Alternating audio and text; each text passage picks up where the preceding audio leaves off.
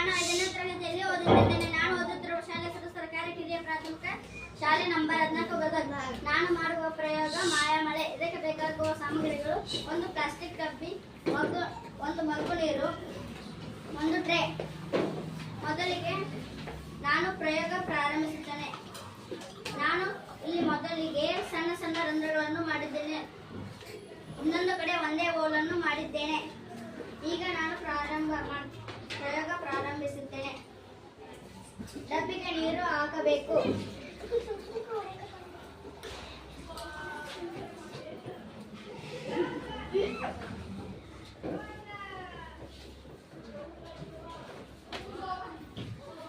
ಈಗ ನಾನು ಮುಚ್ಚಳ ಮುಚ್ಚುತ್ತೇನೆ.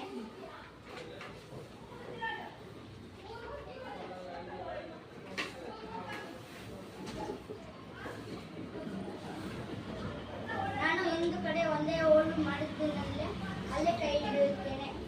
ಈಗ ಏನಾಯ್ತು?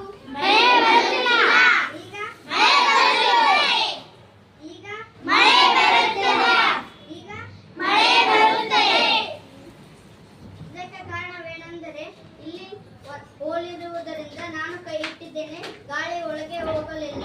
ಕೈ ತೆಗೆದಾಗ ಗಾಳಿ ಒಳಗೆ ಹೋಗಿ ಮಳೆ ಬರುತ್ತದೆ. ಇದೇ ಮಾಯ ಮಳೆ ಎನ್ನುವರು. ಇದಕ್ಕೆ ಕಾರಣ ಗಾಳಿಯ ಒತ್ತಡವಿದೆ.